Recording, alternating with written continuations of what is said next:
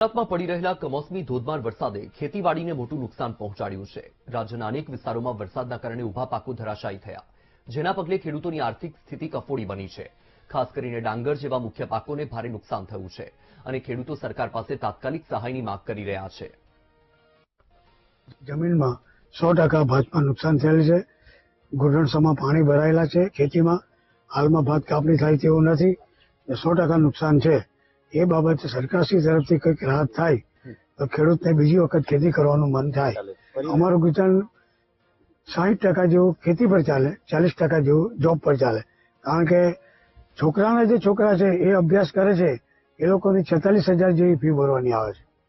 પછી દફતર, ચોપડા મૂકવા જવાનું, લેવા જવાનું, યા તો કોઈ વાહન કરો, એ બધી ફી મળીને એનો 70-80,000 જેવો ખર્ચો થઈ જાય। મારે 1.5 વીઘો જમીન છે, પણ 1.5 વીઘો જમીન ડાંગર કરેલું તે પૂરું વરસાદને એટલે પીલાઈ ગયું છે અને ખેતીમાં હજુ બી પાણી છે, એટલે પાણી સુકાવાના ચાન્સીસ ને 100% નુકસાન છે ખેતી માટે। હવે ખેતી કરવી કે નહીં કરવી કે સરકાર કઈ સહાય આપે તો કઈ અગાડી ચલાય ખેતીની પદ્ધતિ। હજી પણ વરસાદ વરસી રહ્યો છે, હજી પણ વરસાદ વરસી રહ્યો છે અને હજુ 2-3 દિવસની આગાહી છે તો ભાત ખેતી ડાંગર નીકળે કે નહીં નીકળે કે સવાલ થઈ ગયા। ગુજરાતના વિવિધ જિલ્લાઓમાં વરસેલા કમોસમી વરસાદના કારણે ખેતીવાડી પર વ્યાપક પ્રમાણમાં નુકસાન થયું છે, ત્યારે અનેક ગામડાઓમાં પાણી ફરી વળતા ખેતીવાડી મોટા પ્રમાણમાં નુકસાન થતા ખેડૂતોએ તકલીફનો સામનો કરવો પડી રહ્યો છે। ત્યારે આર્થિક જે કંઈક ભારણ છે, ભારણને દૂર કરવા ખેતીવાડી વિભાગમાંથી ટીમ આવીને સર્વે શરૂ કર્યા છે। ત્યારે આપણે સીધા એમની સાથે જોડાશું। શું કામગીરી છે આપની?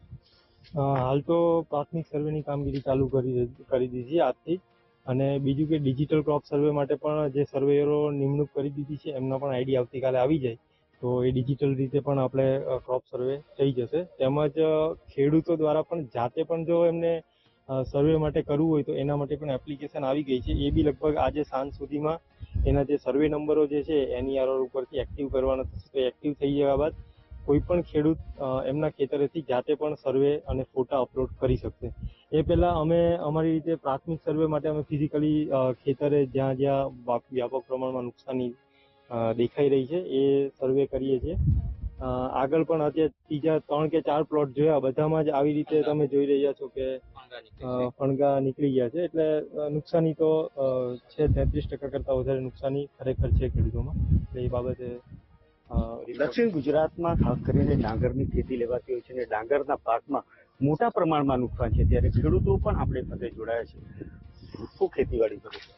કેરી, શેરડી, ડાંગર બધું જ થાય છે। શું નુકસાની હાલ? બહુ નુકસાન છે, અંદાજિત 1.5-2 લાખ નુકસાન છે મારે। 7 વીઘાનું છે મારે ડાંગર, હવે તો દાણા ફંગા નીકળી જાય છે, પાણી નીકળવાનું પેલું નીકળે જ નહીં પાણી। કારણ કે તમામ જે કંઈ ખેતીવાડી નષ્ટ થઈ ગઈ છે તેના કારણે ટીમ બધી જગ્યાએ પહોંચી ન શકે, એટલા માટે સરકાર દ્વારા એક નવતર પ્રયોગ શરૂ કરવામાં આવ્યો છે।